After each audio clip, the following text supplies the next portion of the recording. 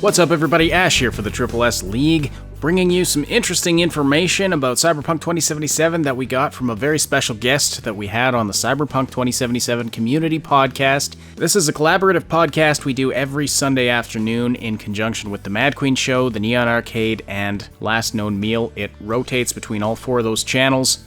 And our guest was Lilayah, Community Manager for CD Projekt Red. It was a great conversation, more than 2 hours, and we had the opportunity to ask her all kinds of questions. We discussed everything from how she got into her position at CDPR, to the amazing reception they got at E3 this year, to all kinds of interesting little tidbits about Cyberpunk 2077. And so I'm going to bring you some of the more interesting highlights right here in this video. I do apologize in advance for some of the audio issues. Occasionally the last bits of Lilayah's sentences were cut off, but it should be fairly clear what she's saying regardless. One of the things that Lilayah confirmed is that modding is on CD Projekt Red's radar, but it's something they'll be looking at down the road once they've actually finished the base game. They're focusing right now on development of the actual game and making it really good for the release date, and then they might be looking at other options for things to add in, such as modding support or possibly additional content. Of course, we've discussed all that before, so let's get on to the new stuff. We got some interesting lore hints when the Mad Queen asked about why Johnny Silverhand isn't blonde in the game. The funniest part about the reveal, because there were people like me that didn't recognize Keanu Reeves as Johnny Silverhand because he's not blonde. Yeah, Keanu is not blonde, that's for sure. But what's happening with Johnny is that we will obviously have that explained in the game. But let me just say that the chip was going from hand to hand. And that could do something to the chip. That's why Johnny might not be blonde. Ooh. So there's actually an explanation. The next 3 months, everybody on the internet is going to be dissecting that statement now. So there's going to be in-game explanation about why Johnny is not blonde and what happened to him between 2020 and 2077, and it has something to do with this chip that is a central focal point of the story and the fact that it's been passed from hand to hand, whatever that means.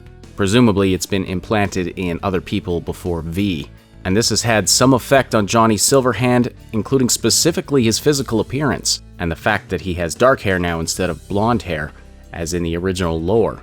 Now, someone in our group went on to ask if Cyberpunk Red would address the lore of Johnny Silverhand in terms of what has happened to him between 2020 and 2077.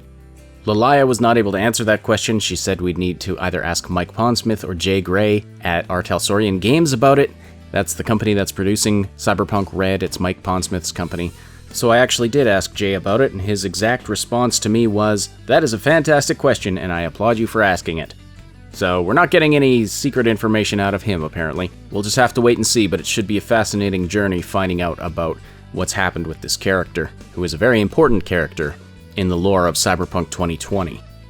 Our live chat was asking questions throughout our interview with Lilayah, and one of the questions that came up was about mini-games in the game and the kinds of activities that you can engage in around Night City, aside from the actual game missions and engaging with the story.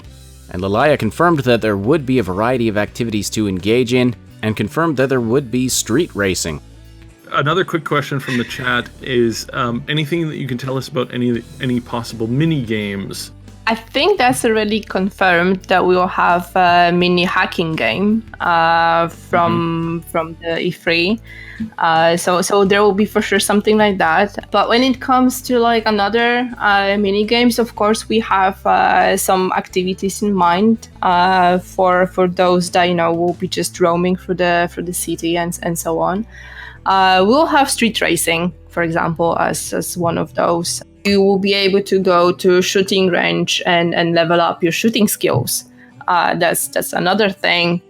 No word on whether or not you'll be able to dance on top of a bar if you go out drinking, which is something Obsidian really wants to do for some reason. But speaking of bars and the nightlife in Night City, the topic of romance came up, and Lilayah gave us some details about what romancing other characters in the game will involve. We got a few people asking questions about the romance options and how that work and how the involved those are, and if it's just kind of you can have a one-night stand with somebody, or if it can actually develop into more of a relationship, and you can you have this person hanging around in your apartment or doing things with them. Can you talk about that at all? So yeah, romance is a big part of the gameplay itself. So you will be able to have a romance relationship with other characters. You can have either meaningful or just one night stands. That's totally up to you. Whatever you choose. Was also like I would say really cool that we didn't do it before in The Witcher. Is that your V doesn't have already predefined sexuality, so you are the one creating your own sexuality, right? However, NPCs that you will bump into, they have predefined sexuality. So you just need to make sure that you pick the right, dialogue choices, and then see what happens. So because this is a pet peeve of mine in a previous game that we shall leave unnamed, where the options were not always very clear. That you were about to head off to the back room for a roll in the hay. So is it really clear, and is it like, can we really set that up? And also kind of a quick follow up on that one is if we see a random NPC, is there any way we can hit on random NPCs, or is that kind of happen just inside the confines of like a bar or something? I mean, we will have prostitutes for that. You can hit them up for a quickie. But when it comes to dialogue choices, one hint from me: just don't piss them. Just don't piss them off, and you'll be good. Well, that also works in real life. Can you have spurned lovers coming after you for revenge? Is that gonna happen? Not that I know of. Don't piss them off. Good advice for life and for playing in Cyberpunk 2077. Another common question we get, and it came up again during this live podcast, is about exotic cyberwear and whether or not, say, you can modify yourself with cat-like features or something like that, which is something that has precedent in Cyberpunk lore. There is an actual slang word within the lore for somebody who has modified themselves to look like a cat. Cybsidian took the opportunity to ask about this, and we got an unexpected answer. This is, I think, quite possibly one of the most important questions that I have for the entire experience of this game. Can we become cat people? Or specifically, can we become cat girls in the game? Exotics. So, exotics. That's something I cannot really comment on just yet. Oh, I was expecting a hard no, so that's interesting. Then Cyb asked another question, which led me to believe he's been playing too much Fallout, but it turned into another interesting conversation that relates to Cyberpunk lore. Will we be able to nuke Night City? Why would you do that? I know. This is a very confusing thing. I don't know why anybody would. Because there's a second mini nuke nobody knows about. Well, there's in the law of Cyberpunk Red. Yeah. In the law of Cyberpunk Red, there's the mini nuke that exploded and there is a second mini nuke whereabouts unknown. So those are some of the highlights from our conversation with Lilayah, community manager for CD Projekt Red. We talked about a ton of other stuff in the interview, and if you want to hear the entire thing, you can find the whole thing on the Neon Arcade's channel. It was on his channel this time. I will link to it in the description, but I recommend subscribing to the Mad Queen Show, the Neon Arcade, and to Last Known Meal, as well as to this channel to catch all of the Cyberpunk 2077 community podcasts, as well as tons of other Cyberpunk-related content. We all cover it from a variety of different perspectives, and so you're bound to find something interesting on all four of those channels if you're interested in this game, Cyberpunk 2077.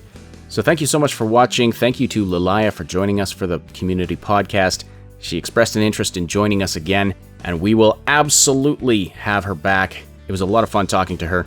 Thank you all so much for watching this video. Please slam that like button and subscribe for more content. This is Ash for the Triple S League. I will talk to you later. Thanks so much for watching. Don't forget to like, sub, and hit that notification bell, and then check out some of these other videos. Find the link to our Discord server and other important stuff in the description below.